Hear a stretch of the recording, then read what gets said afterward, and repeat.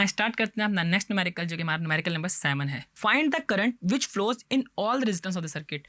आपके सामने जो एक सर्किट नजर आ रहा है, इसके अंदर दो रेजिस्टेंस है, एक 18 ओम और एक 12 ओम। कहता है कि इन रेजिस्टेंस के दरमियान जो करंट फ्लो कर रहा है आपने वो फाइंड आउट करना है। अब ये हमारे पास एक सर्किट है जो थोड़ा सा कम्प्लेक्स है, इसमें हम लोग किरचॉफ लॉ को यूज़ करेंगे, किरचॉफ वोल्टेज लॉ को। सबसे पहले हम इसमें एक करंट की डायरेक्शन बना लेते हैं। हम करंट की डायरेक्शन लेट से कहते हैं कि इस डायरेक्शन में हमारे पास करंट जो है वो फ्लो कर रहा है, ठीक है। और मैं इस पहले लूप को I1 कह देता हूँ और इस दूसरे वाले को मैं I2 कह देता हूँ। इस वाली रेजिस्टेंस को मैं R1 कह देता हूँ और इस वाली रेजिस्टेंस को मैं R2 कह देता हूँ, ठीक है जी। मेरे पास दो रेजिस्टेंसेस हो गई और मेरे पास इसमें इसको मैं E1 कह देता हूँ, लेट्स से कि ये हमारे पास पहला है और ये हमारे पास दूसरा आ गया E2, ठीक है जी। हमारे पास दो इसके अंदर वोल्टेज सोर्स हैं, दो रेजिस्टेंसेज हैं और दो हमारे पास करंट फ्लो कर रहे हैं I1 और I2। हमने बेसिकली इसमें I1 और I2 को फाइंड करना है और हमने देखना है कि R1 और R2 में से कितना कितना करंट फ्लो कर रहा है। तो सबसे पहले अगर मैं किरचॉफ वोल्टेज लॉ को लूप 1 पे अप्लाई करूं, जहां I1 है, तो हमारे पास क्या होगा, मैं इसको लेट से लूप 1 कह देता हूं। तो ये मेरे पास है E1 में पॉजिटिव टर्मिनल से होता हुआ नेगेटिव टर्मिनल से की तरफ करंट बाहर निकल रहा है, तो मैं इसके साथ -E1 लिखूंगा। क्या लिखूंगा? -E1। फिर इसके अंदर हम लोग जो है रेजिस्टेंस के अंदर करंट जाएगा, तो रेजिस्टेंस की वजह से मैं क्या करूँगा, माइनस का साइन लगाऊंगा। आपको पता है हमने ये किरचॉफ लॉ में पढ़ा है कि जब भी लोड आ जाएगा तो हम माइनस का साइन लगा रहे होंगे। और करंट क्या है, इसमें I1 इंटर हो रहा है और I2 भी आ रहा है, तो I1 - I2 हो जाएगा हमारे पास। जब करंट इस तरह आ रहा होता तो मैं बताया था कि जो हमारे पास ऊपर से करंट आ रहा होता है हायर पोटेंशियल से, वो माइनस हो जाता है।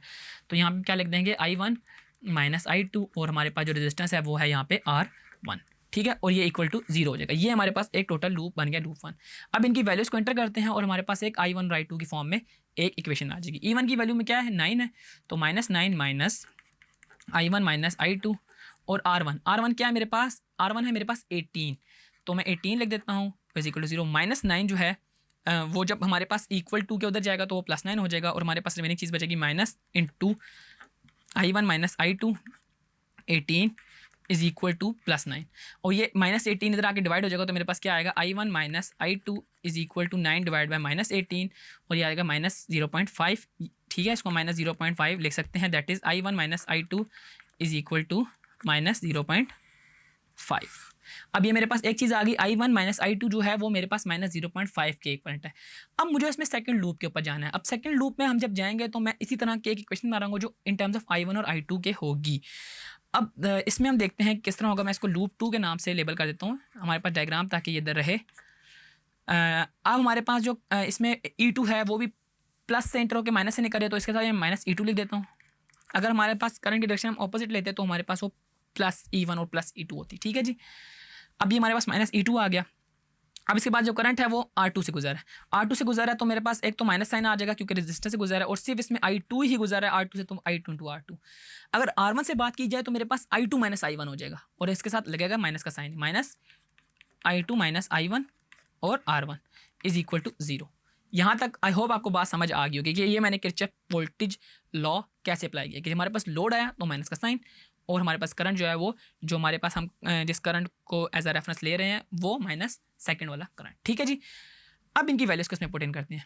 E2 है तो ये 6 आ गया, माइनस I2 क्या है मेरे पास, I2 है मेरे पास I2 ही, और R2 है मेरे पास 12 माइनस यहाँ पे आ जाएगा I2 - I1, और जो R1 है वो मेरे पास है 18 इज इक्वल टू 0।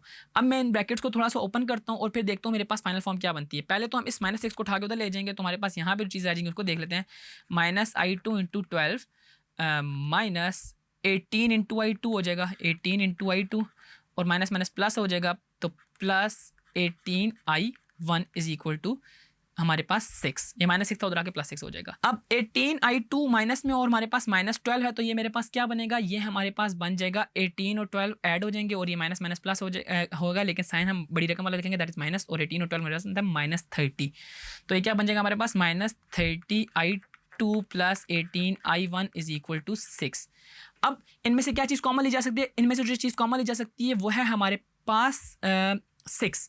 जब मैं इसमें से 6 कॉमन लूँगा तो मेरे पास यहाँ पे आ जाएगा 5 I2, ठीक है, -5 I2, और यहाँ पे आ जाएगा +6 3 = 18 3 I1 इज इक्वल टू 1, क्योंकि ये 6 खत्म हो चुका है। तो ये आपको चीज़ याद रखनी है कि मैंने जब 6 को कॉमन लिया तो मेरे पास इक्वेशन आई -5 I2 + 3 I1 is equal to 1। अब मेरे पास दो इक्वेशंस आ चुकी हैं, एक आई है I1 minus I two is equal to minus 0.5 और दूसरी आई है मेरे पास -5i2 plus 3i1 is equal to 1। तो अब हमने क्या करना है, अब हमने जस्ट इनकी वैल्यूज़ को इसमें पुट इन करना है, ठीक है। अब इसको हम जब इसमें पुट इन करेंगे तो हमारे पास I2 की वैल्यू आ जाएगी और I2 से हम लोग I1 की वैल्यू को भी फाइंड आउट कर सकते हैं। तो आए हम इनकी वैल्यूज़ को लिखते हैं। अब एक चीज़ आपने ध्यान रखनी है कि हमारे पास जो इनमें से ना कोई एक चीज़ ना सेम होनी चाहिए। I1 और I2 काटने के लिए हमने सेम इनके वेरिएबल्स करने हैं। अब अगर आप सेकंड इक्वेशन को देखें इस वाली को, तो इसमें 3i1 और इसमें 5i2। हम ऐसा करते हैं, इक्वेशन नंबर 1 जो है इसको 3 से दोनों साइड पर मल्टीप्लाई कर लेते हैं और इसको मैं इक्वेशन नंबर 2 का नाम दे देता हूँ, ठीक है जी। अब जब मैं इसको 3 से मल्टीप्लाई करता हूँ तो ये क्या बनता है, 3i1 minus 3i2 is equal to -1.5, क्योंकि 0.5 को जब हम 3 से मल्टीप्लाई करें तो ये -1.5 आ जाएगा। तो आए अब हम इन दोनों इक्वेशंस को, इसको मैं ऐसा करता हूँ इक्वेशन नंबर 3 का नाम दे देता हूँ, ऐड कर लेते हैं इक्वेशन नंबर 3 को इक्वेशन नंबर 2 के साथ। हम सबसे पहले क्या लिखेंगे, इक्वेशन 3 लिखेंगे जो क्या थी 3i1 माइनस 3i2 और ये इज इक्वल टू -1.5 के। और जो सेकंड इक्वेशन थी वो हमारे पास थी 3i1 minus 5i2, 3i1 minus 5i2 is equal to +1।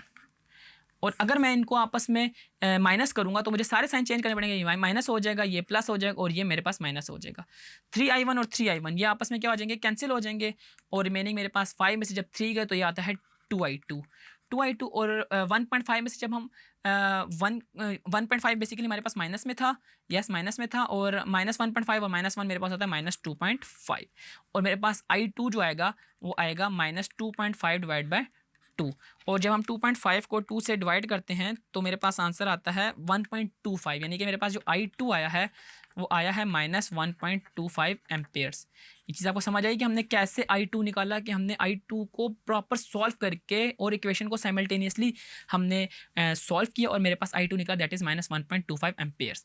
अब जब मेरे पास I2 निकल आया तो हम I2 के जरिए I1 निकालेंगे और I1 हम निकालेंगे इस वाली इक्वेशन से, I1 minus I2 is equal to -0.5। तो ये मेरे पास हो जाएगा I1 माइनस I2 क्या था मेरे पास -1.25 इज इक्वल टू -0.5, ठीक है जी।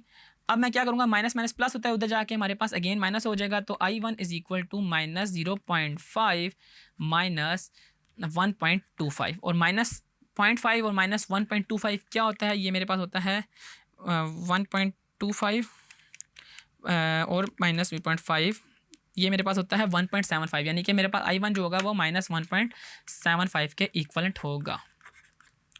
यूँ मैं आप देख सकते हैं कि मैंने I1 और I2 को फाइंड आउट कर लिया है। अब मुझे निकालना था R1 और R2 के अक्रॉस जो है करंट है वो कितना है। R1 देखें तो R1 में I1 माइनस I2 करंट है, जबकि R2 में I2 करंट है।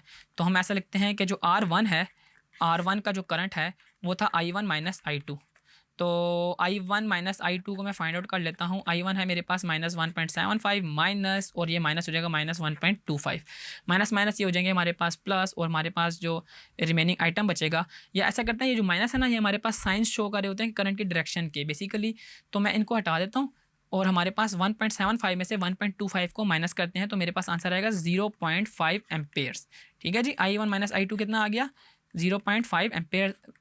और ये कैसे आया, आपको पता चल गया होगा कि हमने जो माइनस साइन है वो हटाएं जस्ट बिकॉज ऑफ डायरेक्शन, वो डायरेक्शन थी वो उनके मैग्नीट्यूड के साथ नहीं होता।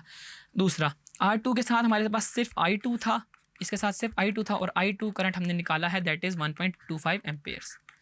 तो ये आप देख सकते हैं कि हमने R1 और R2 के अक्रॉस दो करंट्स निकाल लिए हैं। R1 में हमारे पास I1 माइनस I2 था, जबकि R2 में मेरे पास I2 करंट फ्लो कर रहा था। तो यूँ आपने देखा कि कैसे हम लोगों ने किरचॉफ वोल्टेज लॉ को एक प्रैक्टिकल एग्जांपल में यूज़ करते हुए डिफरेंट रेजिस्टेंस में पास होने वाले करंट्स को फाइंड आउट किया।